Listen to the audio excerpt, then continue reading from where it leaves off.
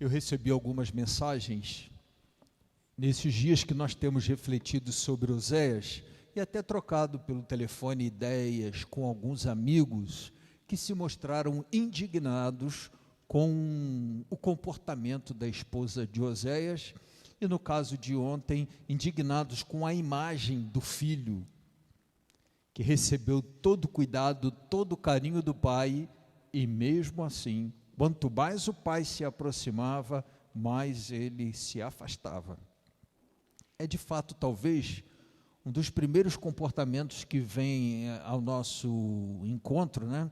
O que vem à mente, o que a gente se sente mais provocado, é exatamente a infidelidade da esposa de Oséias.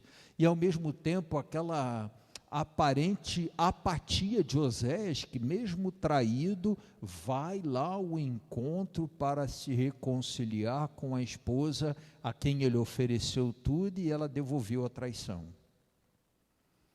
Nessas conversas que eu tive com alguns amigos, troca de ideias ali pelo WhatsApp, a gente foi devagarinho conversando e percebendo assim, por que a gente não se inclui, ou não olha para a própria história e percebe que, de alguma forma, a história de Oséias e a imagem que ele apresenta ontem do filho é uma espécie de parábola da condição humana, ou seja, é um pouco da nossa história que está dentro daquela história, sobretudo na imagem do pai e do filho, mas também, por que não, na imagem da esposa infiel, se a gente pensa no quanto o Senhor cuidou e às vezes o quanto a gente se afastou, o quanto Ele ofereceu cuidado e a gente ofereceu indiferença ou ofereceu distância.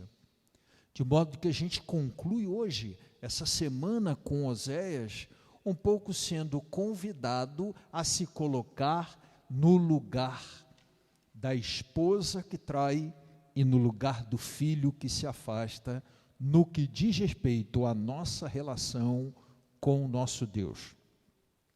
Hoje o profeta Oséias conclui a nossa caminhada desta semana com um imperativo, uma ordem: volta para o Senhor.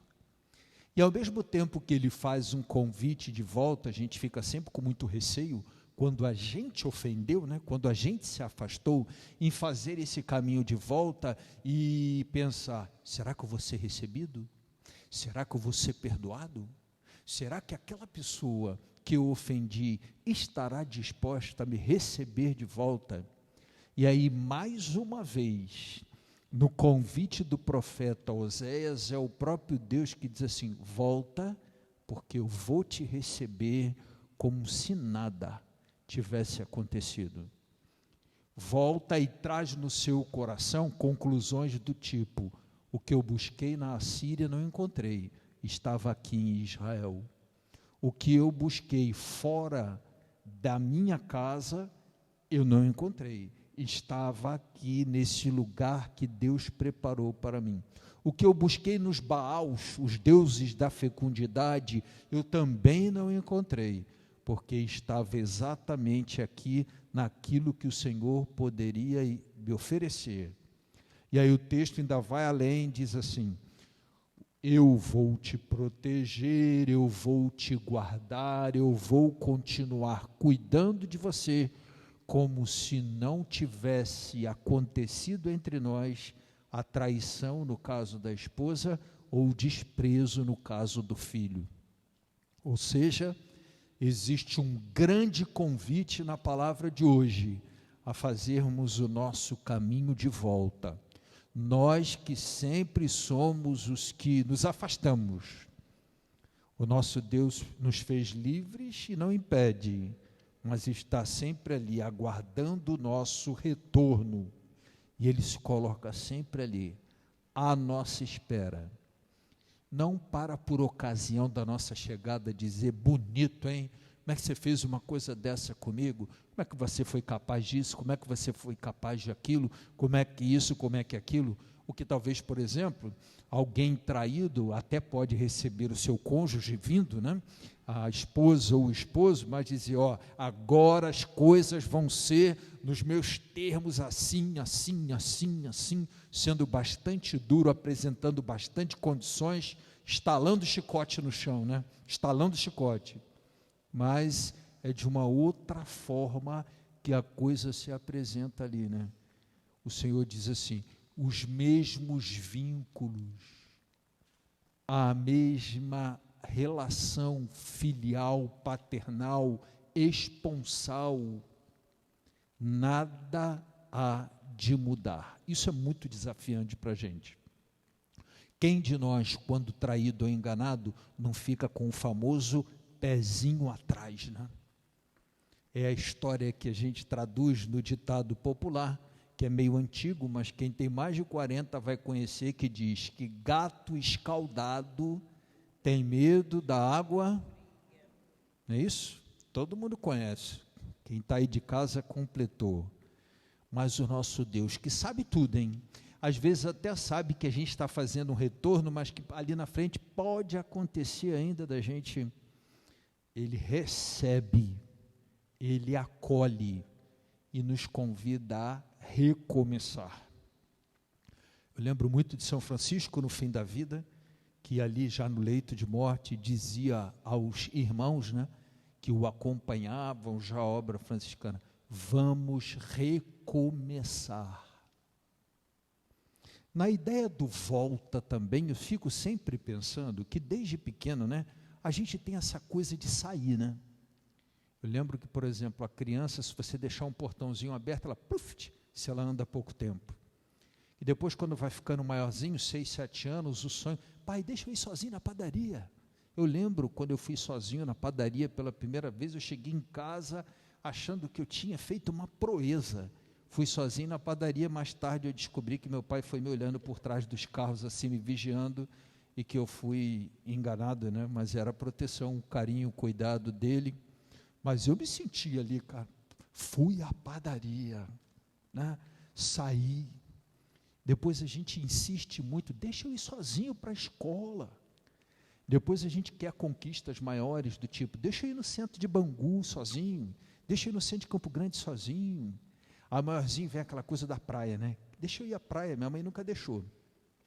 Deixa eu ir à praia sozinha, acho que ela sabia o filho que tinha, né? Nunca deixou ir à praia. Não, vocês são muito abusados, vão querer... nunca deixou. E aí a gente vai sempre, né? Depois a gente tem aquela coisa do sair de casa, para ir atrás da vida, depois a gente... A minha pergunta de hoje, da minha reflexão é, esse movimento é um movimento de saída, de verdade, ou é um movimento de retorno que a gente faz, no sentido de perceber que a nossa casa não é bem a nossa casa, que a gente está sempre fazendo um movimento de volta para o nosso Deus, que existe em nós assim um desejo de mais, de avançar, de progredir, de ir em busca de algo mais. Se esse não é bem um caminho de volta, mais do que um caminho de ida. Eu lembro muito da Sagrada Escritura, daquele trechinho que a gente usa na quarta-feira de cinza, lembra-te de que és pó, e ao pó retornarás. Então, a gente está sempre fazendo um caminho de volta. A própria literatura, já tive a oportunidade de refletir na época das missas presenciais sobre isso com a comunidade aqui, acho que foi até no dia do texto do Evangelho do Filho Pródigo. A própria literatura universal, ela tem muitos textos, né, começando lá pela Odisseia, pela Ilíada, passando por tantos textos clássicos onde são feitos caminhos, travessias em busca de um desconhecido que a princípio parece um caminho de ida, mas na verdade acaba sendo um caminho de volta. Aquela sensação de que a gente está indo ao encontro de nossas origens. O próprio desejo de Deus, presente no Salmo 62, a minha alma tem sede de Deus, é uma sede que remete às origens, é um desejo de volta. Existe essa saudade, um desejo de volta. o nosso Deus nos convida hoje, através da profecia de Osés, a um desejo de volta. O evangelista São João, que também é autor das cartas e do Apocalipse, fala sempre: preciso voltar ao primeiro amor. Volta, percebe a ideia da volta? Ele diz que o morno não pode, o frio não é o interessante, mas o quente, assim, um retorno, uma volta para o nosso Deus. A palavra conversão traduz esse caminho de volta, a aproximação. A conversão traduz um pouco a história daquele povo de Israel convidado pelo profeta Osés a fazer o seu caminho de volta. E no evangelho de hoje, de alguma forma, Jesus diz que quem faz o caminho de volta, como o próprio profeta Oséias promete àquele povo que faz o caminho de volta, as garantias oferecidas pelo tempo em que eles eram o povo da aliança. Jesus oferece a mesma garantia aos discípulos. Quem se dispõe a anunciar o evangelho, quem abraça o discipulado, quem deseja segui-lo, será tratado exatamente nestes termos de proteção, da providência que abraça, do cuidado paterno, do esposo zeloso, as duas últimas imagens do profeta Oséias. A palavra de hoje convida a gente a observar o quão distante estamos do nosso Deus, e um convite a fazermos o nosso caminho de volta. Volta para casa, volta para o regaço, volta para o Deus da aliança, faz esse caminho de retorno, que é exatamente ali onde o nosso coração aquieta, encontra repouso e paz. No final da homilia de hoje, eu quero mandar um abraço para um amigo meu, que falou comigo hoje, mora longe. Ele disse assim: Marcelão, é um outro padre, tenho acompanhado as homilias, tenho gostado, mas tem algumas coisas a corrigir. Ele é da área de comunicação, tem altos estudos em comunicação. Você, quando celebra a missa por celular, não é para olhar para as pessoas que estão lá participando da missa. Pode ter lá umas 4, 5, 6, 7, 8 pessoas, mas tem mais de 100 que estão ali por trás das lentes. Olhe para a lente, converse com a lente, fale para a lente. Então eu vou mandar um abraço para esse amigo hoje. Eu não vou falar o nome dele, porque eu não combinei, nem pedi autorização dele, mas ele vai saber quem é quando ele escutar a homilia, agradecendo pelo toque. Possivelmente o pessoal de casa deve ter estranhado isso, porque ele falou: não abaixe a cabeça, ele falou para mim, não vire, não tem nada ali, está tudo na sua frente. Então, e aí ele me prometeu dar outros toques, como a gente está aprendendo aqui, né? Eu nunca tinha celebrado missa para 2 celulares, estou fazendo isso agora, então a gente devagarinho vai aprendendo. E eu quero mandar abraço para esse grande amigo que está longe à beça.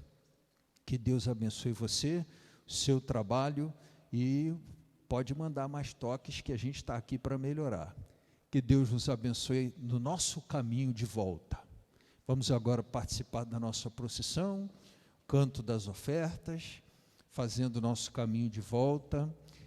Esse é o momento que você pode ajudar, socorrer nossa comunidade. Então pode fazê-lo agora com muito carinho, generosidade, seja pelo PicPay, seja através da nossa transferência bancária. É uma maneira de você ajudar na manutenção de nossa paróquia, da nossa comunidade. Participe conosco, ofereça a sua vida, vamos acompanhar.